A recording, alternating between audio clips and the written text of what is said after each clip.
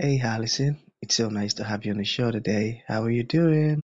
I'm great. Thank you for having me. And how are you? I'm doing quite fine. And thank you so very much for being here. And thank you so very much for your understanding and your patience as we are going through some technical stuffs. Yeah. Thank you. So you see, yeah, you see, oftentimes, Allison, I love to thank my guest for two things. And I do this so often because it's so important and it means a whole lot to me. So firstly, I want to say thank you so very much, Allison, for investing in yourself. You're on the show right now because you did that to yourself, because you invested in yourself.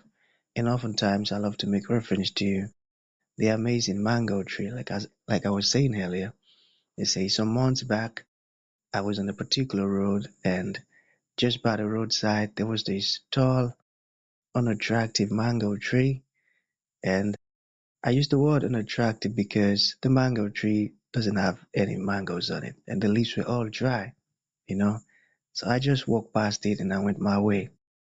But just recently, I was on that same road, and this time around, a lot's changed about the mango tree. You see, the mango tree caught my attention pretty good from a distance, and immediately I got the urge to move so close to it, of which I did, and it wowed me because now the mango tree's got a lot of mangoes on it, beautiful green leaves and healthy branches. It was such a lovely moment for me that day. I was so excited.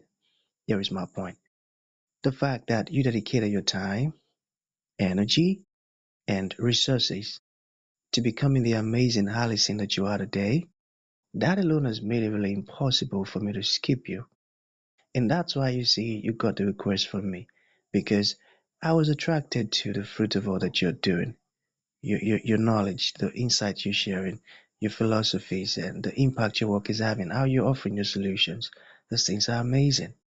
And just before you got the request from me, I said to myself, I've got to benefit from these beautiful things that Allison is doing. Not only me now, but even the audience. And here we are today with the amazing Allison. So thank you so very much for investing in yourself. And secondly, thank you for saying yes to the invite. Because if you had said nope, there was nothing Elisha could do about it. Thank you so much. Well, my goodness, that's quite the thank you and introduction, and I really appreciate that. So, thank you. I mean, I just it's Beautiful. important for all of us to do that. Mm, We all have mm, gifts, we all have a purpose, and we've. It's so important for us to. That's part of what I talk about is for us to live that purpose and figure it out, and then do it. beautiful. My favorite word, purpose. I love that. That's a good starting. So I'm quite excited to have you on the show today, Allison, for two reasons. Firstly, my interest in knowledge seeking. I believe in order for one to transition from a terrible situation to that of a beautiful one, Allison, I believe it takes the application of knowledge, quality information, and not just knowledge now, but the application of it. And you say, ever since I discovered that light in the Hebrew means knowledge and darkness means ignorance, I've been so keen to knowledge seeking because I do not want to remain in the dark. So that's going to make our conversation today very, very important to me and even to the listeners. The second reason why I'm excited to have the amazing Allison on the show is for the sake of the listeners. You see, Allison, we live in an age where information is as abundant as grains of sand. We've got lots of information flying out there. So these folks trust me for quality, eye-opening, and very important information, of which I am totally convinced that our conversation is going to be insightful and impactful. So for that reason, Allison, let's get started with your introduction. Talk to us about your personal or professional journey, because right now we are so curious. We want to know how Allison got here. Then afterwards, I've gotten some beautiful questions for you. Okay, Allison, over to you. All right. Well, I guess, yeah, it's how did I get to where I am? So I just put this book out called 60 is a Good Start. It all happened as I was turning 60. And so I was just all of a sudden in a change in my life. And every time I hit a decade birthday, especially 40 and then 50 and then 60, I was very introspective that year leading up to that birthday, just asking those questions of what am I doing with my life? Am I doing what I should be? Just really questioning what am I doing? And for 40, I was pregnant with my second child. So, I was busy with that. So, I felt like, okay, I'm doing what I should be doing. And then for 50, I was in the midst of adopting our fifth child from Ethiopia. And so again, busy and like, yeah, I think I'm doing what I should be doing. And then, so I have 5 kids. And so then as I was turning 60, they say that 60 is a very transformational time for women, for sure, maybe men too. Maybe it's different. I'm not honestly sure about men so much, but that was different. Most of my big 3 kids are out of the house. I've still got 2 here, but they're pretty independent. So I just was like, I feel like new things, something different is happening. It was just sort of churning. I was very restless. So I just thought, this is the beginning of what looks like a little journey that I'm going to go on and figure out what am I doing for the next decade of my life? Well, the past 30 years, I've been really fascinated with natural health, and I have my naturopath certification. I did that about 7 years ago, I guess. So I've spent the last 15 years helping other women with natural health, with their situations. And so prior to that, back in my 20s and 30s, I was a TV producer in Los Angeles. And so that required a lot of planning and organization. And then between those two things, I was homeschooling my kids. So that required a lot of planning and organization. So I finally get to this point of being 60. And after going through I felt like I needed to say yes to some things that were going to pop up in my life. We have to be very observant. And I think there's a lot of synchronicity in life, and nothing is an accident. And God just puts in our path, but we have to be looking for where we should be going. As I had just turned 60, I came across this guy named Jesse Itzler. I don't know if you've heard of him, but he's the husband of Sarah Blakely, who invented Spanx. So she's a real entrepreneur, like billionaire. And then he's an entrepreneur too. And he had this whole thing about this year calendar, and he had a community online, and it was all about, just doing memorable things in your life. And so the one thing that I love that he brought to my attention was he wants everybody to create and to do what he calls a Misogi. That is a Japanese word for a life-changing event. And he wants you to do that every year. And it could be anything. It could be whatever you want. It could be go climb a mountain, or it could be repair a relationship, or it could be lose a certain amount of weight, or it could be write a book, or, just whatever. So I thought, okay, this is cool. So I'm in this group with these other people who are really living life. Like they are doing challenging things and just having fun, And so that was very interesting and kind of a key point here. So it took me several months of that next year. So that was 2021 to decide what's my Misogi going to be. And, I just turned 60, like it needs to be good, And so I end up deciding to do a challenge called 75 Hard. I don't know if you've heard of that, but it's this big physical challenge where you do exercise twice a day, and one's outside. You're, doing a clean diet. You're drinking a ton of water. And it's hard. And that's why it's called 75 Hard.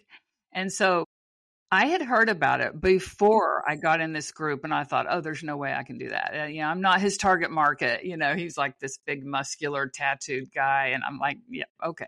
Well, 4 months later, after I'd been in that group, okay, so this goes to the notion of we are the 5 people we hang out with, right? It's important who we're hanging out with, who we're influenced by. So 4 months later, I am in this group and this girl says, hey, I'm going to start 75 hard tomorrow. Does anyone want to do it with me? And I was like, oh my gosh, that could be my Misogi, and I just turned 60 and this could be a challenge. And, it's not the thing I'm looking for the next decade, but I just feel like I need to say yes. And then who knows what that'll lead to. So I did it and I succeeded in it. But 4 months before, I didn't think I could do it. But after being around all those people, I thought I can do it. So I love that because I think it just shows how important it is. And then that can be just like listening to podcasts, reading uplifting books, gathering with people that do uplift you. Can be any of those things. And that was just a Facebook group. So eventually, about that same time, I was in a mastermind group with some other women. And, we were all asking those questions. What am I doing with my life? And trying to figure things out. And so finally, it's like 7 months after my birthday, I was doing a meditation and I thought, and all of a sudden it just came to me. And that is how this is. I've been in these sort of seeking moments before in my life, and I'm like struggling and looking and trying to figure out. And then all of a sudden, like just in a moment, the answer comes. And I thought, I'm going to write a book, and it's going to combine all these things I've been doing between natural health. I'm fascinated with longevity. So like, how do people get to 100 and they're in good shape? What are the things they do? Organization and planning, which I did a lot of in the TV and in the homeschooling world, and creating something for people where they will actually do the thing, which is these to the point of longevity, which requires lifestyle habits in 3 areas: body, physical body, brain, mental, emotional, spiritual, and then our outer world. So that's what my book is about, is lots of stuff about longevity. The framework is called the self-perpetuating circle of purpose, which has those 3 pillars: body work, brain work, world work.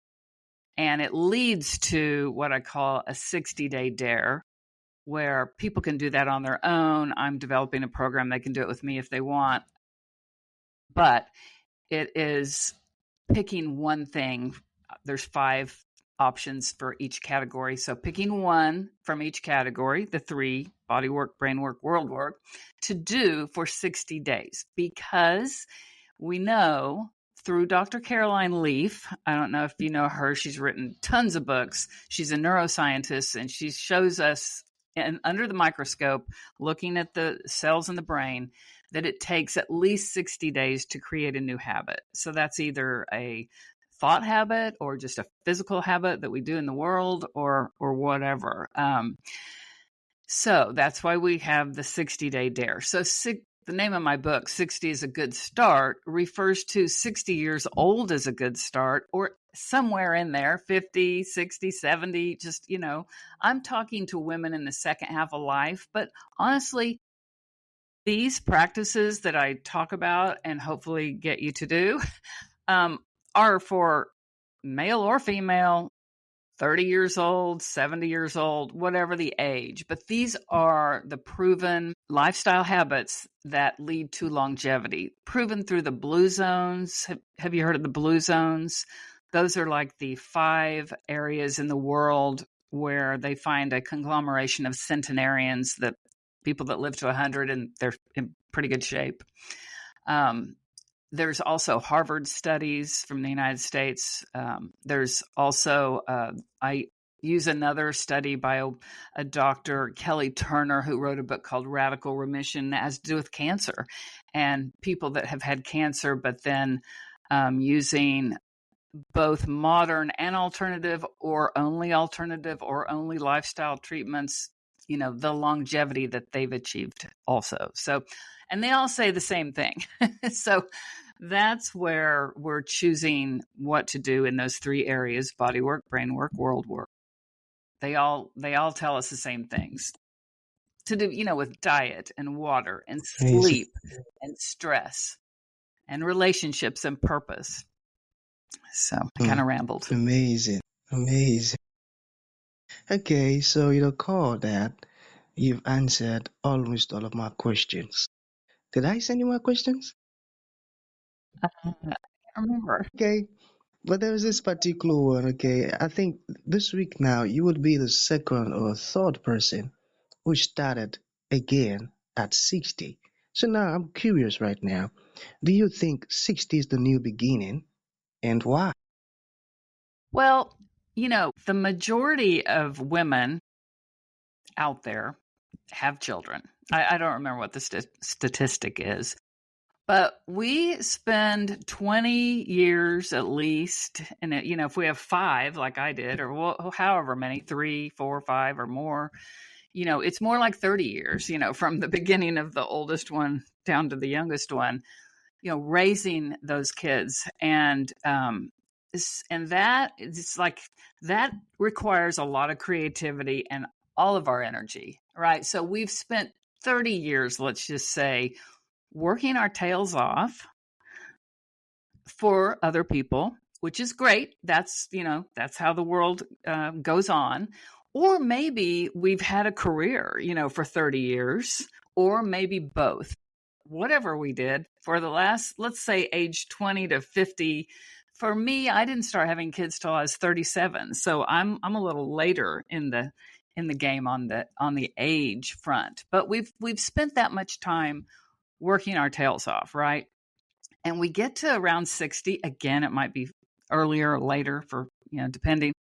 And it just becomes a transformational time of, oh my gosh, these people don't need me anymore. Or in the case of a career, I just feel the need to do something different, to really maybe look back at what was I dreaming about when I was 15 or 20. Did I do those things? Can I still do those things? Maybe I didn't do those things. Maybe, so, and for a lot of people, me included, for a while, I don't know what I want to do. I don't know what were my dreams, all along, and so 60, I feel like this is a time where we have a lot of wisdom. I'm like, gosh, we got a lot of years of wisdom that, need to be, and purpose, and we're unique. We're the only person in the world that's ever been that's us. And so, that's huge. That's an amazing thought. So the world needs us, whether it's one specific person, maybe a grandchild that you have to imprint upon, or maybe it's a lot of people. But I just think it's an amazing time. And even if you don't feel like you have the energy, you can still get it. There's a great example that this lady inspires me every day, and her name is Joan McDonald. She's on Instagram, and her handle is called Train with Joan. She's 78 now, and when she was 70, she had never worked out or taken care of herself, really. She was very overweight. She was on lots of medication, and her daughter was a health coach, is a health coach. And so her daughter talked her into coming to live with her and let her help her get healthy. And I mean, now she's got 2 million followers on Instagram. She's got a book. She's in incredible shape, and she did not start till she was 70. So it's never too late. And that's the myth. My friend, back when I was right before I decided to write the book, my girlfriend from age 6, we were together hanging out, and she was like, I hear 60 is the gateway to old age. And I just no, I don't accept that. And, people think that, and it's time to slow down. I got it. No, I don't think so. I think that can be exactly the opposite. It can be an amazing new time and opportunity. You just have to shift your mindset a little bit. Not much. Shift of mindset. I got that. Okay, now I think I understand. Thank you for explaining. So to bring this to an end, Allison, what would you like to leave the audience with, like a final thought? And to those folks who would like to reach out to you, join your amazing 60-day day program, or connect with you directly, how can that be possible? I think one of my favorite uh, lines, well, gosh, I have a lot. Let me give you two. The first is, our future is hidden in our daily routine. And that used to kind of bum me out. Like, it's just like, sounds boring and stuff, but it's so true. If we can get So our true. daily routine going the right way, in terms of taking care of our body, taking care of our mind, and our outside world, which really is our purpose and our relationships, that's a great thing. The other thing I love to say, and my friends say, I say it all the time, is environment triggers behavior.